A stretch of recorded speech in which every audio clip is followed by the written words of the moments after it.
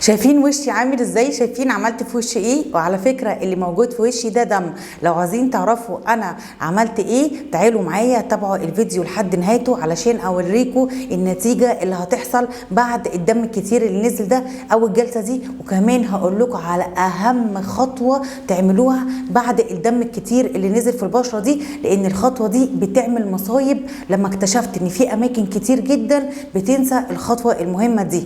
تابعوني لحد اخر الفيديو. دي بشرتي يا بنات قبل الديرما بن. طبعا انتوا عارفين البنات كتير قوي قبل العيد بيحبوا ان هم يروقوا على بشرتهم كده، بيحبوا ان هم يعملوا جلسه نضاره. انا قررت كمان ان انا ابسط نفسي قبل العيد واعمل جلسه ديرما بن لايف قدامكم، وكمان هقول لكم على حاجات اساسيه في جلسه الديرما بن. قبل ما ابدا معاكم الفيديو انا غسلت وشي كويس جدا وكمان حطيت مخدر علشان الفيديو ما يطولش عليكم. انا عن نفسي بعمل جلسه الديرما بن دي ليه؟ علشان انا بيكون عندي دايما تصبغات حوالين الفم، بالذات لما البيريود بتيجي عندي بتسيب لي اثر حبوب، دايما حبايتين بيطلعوا بيجننوني، وفي نفس الوقت انا الفتره دي مرهقه جامد جدا. فقررت ان انا اعمل جلسه الديرما بن قدامكم. قبل كده كنت عملت جلسه الديرما بن للنضاره بس، لا النهارده بقى هتك على بشرتي وهننزل دم وهنعمل حاجات كتير كده. طبعا زي ما قلت لكم انا بحدد سنون الديرما بن على حسب احتياج البشره، وهبدا اهو اشتغل في بشرتي. الاول كده هدي كده شويه صدمات للبشره، وبعد كده هبتدي احط السيرم اللي بشرتي محتاجاه.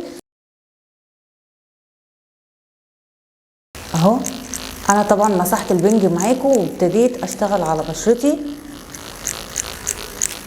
دايما يا بنات منطقه الفم دي حتى لو فيها مشاكل احنا ما بنحبش نتك عليها قوي، لان المنطقه دي الصبغه بتاعتها بتكون دايما اقل من البشره. فحتى انت لما يكون عندك مشاكل في المنطقه دي بنشتغل عليها، بس ما بنحبش ان احنا نتك عليها قوي. اهو انا ابتديت كده ايه احسس بشرتي ان انا ابتدي اشتغل فيها. هبدا بقى دلوقتي احط السيرم اللي انا حباه لبشرتي علشان النتيجه تكون كويسه. طبعا احنا عندنا هنا في المركز بنعمل ميكس سيروم على حسب بشرتك محتاجه ايه. بشرتك محتاجه نضاره، بشرتك محتاجه ترطيب، بشرتك محتاجه ان انت تعالجي التصبغات. احنا بنشوف انت بشرتك محتاجه ايه وبنديكي السيروم المناسب مع بشرتك.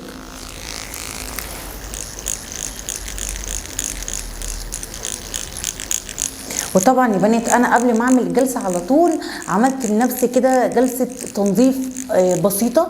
بنات كتير قوي بتسالني هو انا ينفع اعمل جلسه ديرما بن وقبليها ان انا اعمل جلسه تنظيف في نفس اليوم؟ يا بنات ينفع. يقولوا لي طب انا مش هيحصل لي التهاب، طب انا بشرتي مش هتوجعني؟ لا بصي يا بنات، احنا في الطبيعي هنا في المركز لما بنعمل جلسه التنظيف العميق بنعمل مثلا 15 مرحله 20 مرحله حسب احتياج بشرتك.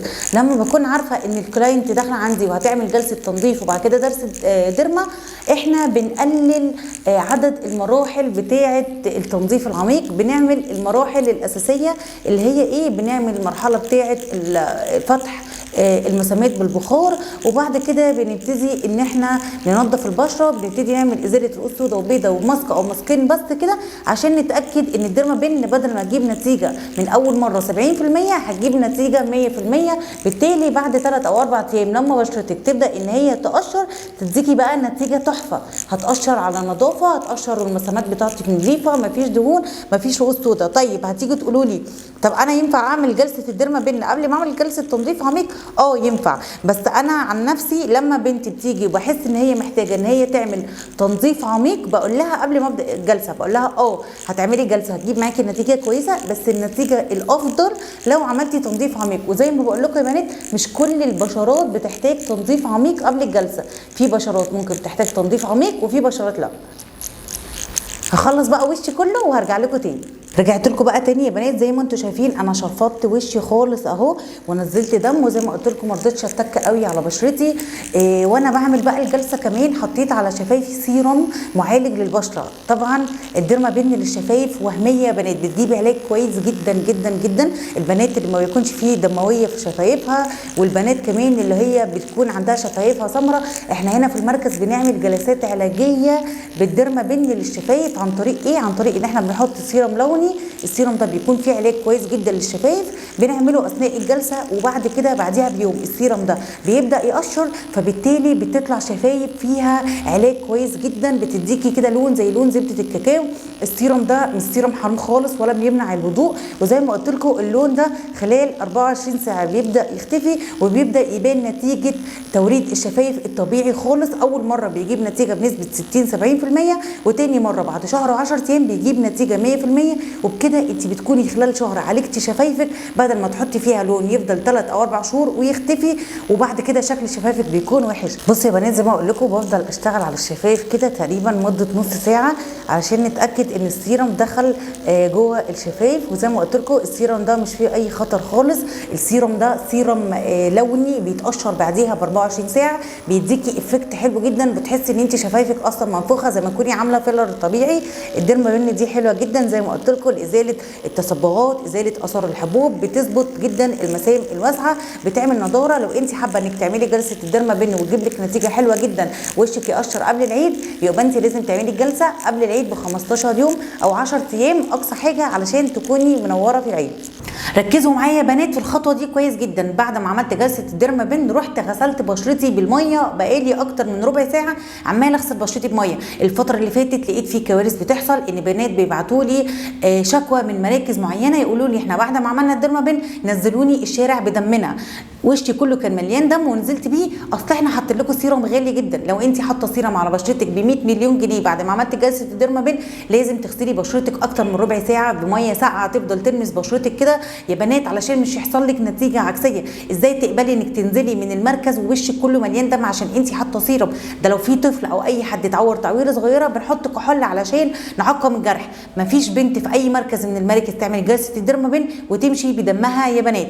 بعد ما غسلت بشرتي كويس جدا كمان بحط مضاد حيوي علشان يلم الجرح اللي انا عملته لبشرتي. ازاي تقبلي انك تكوني نازله بدمك ومش حاطه مضاد حيوي؟ ازاي تقبلي انك ما تكونيش معقمه بشرتك كويس جدا بعد الجلسه؟ ما ينفعش يا بنات. انا بحذركم وبقول لكم انا عملت جلسه الديرما دي مخصوص لنفسي وعلى بشرتي، مش على اي عميله او على اي موديل، علشان اوريكم ان انت لازم تطهري بشرتك كويس جدا بعد جلسه الديرما علشان ما يحصلكيش نتيجه عكسيه او مش يحصل لك امراض. ازاي يا بنات؟ ده الدم ده لوحده ممكن يجيب لك اي فيروس، تمام، ويجيب لك امراض انت ما تعرفيش سببها ايه. طبعا زي ما قلت لكم اهو هحط المضاد الحيوي، وهفضل بقى ان انا اوزعه على بشرتي كلها علشان اتاكد ان اي جرح في بشرتي المضاد الحيوي هيشغله. وطبعا اول ما بحط المضاد الحيوي ببتدي الاقي لسعان واكلان جامد جدا في بشرتي، ده معناه ان الكولاجين بدا يشتغل، وبناء عليه هيعالج التصبغات، هيديني نضاره، هيورد البشره. وكمان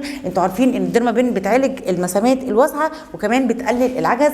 ده منظر بشرتي بعد الجلسه، شايفين شكلها حلو ازاي وشايفين نضره ازاي. طبعا خلال يومين البشره هتبدا تقشر وهتبتدي تشد جدا، وهتبتدي تطلع طبقه جديده هيكون فيها نسبه العلاج ب 70 او 80% على حسب بشرتك. يا رب يكون فيديو النهارده عجبكم، يا رب تكون جلسه النهارده عجبتكم، والنتيجه اللي قدامكم دي تكون عجبتكم. ما تنسوش لو الفيديو عجبكم تعملوا لايك وتعملوا شير علشان اكبر قدر من البنات تستفاد، وعشان كمان يستفادوا بالمعلومه اللي انا قلتها في نهايه الفيديو. مع السلامه وكل سنه وانتم طيبين ورمضان كريم.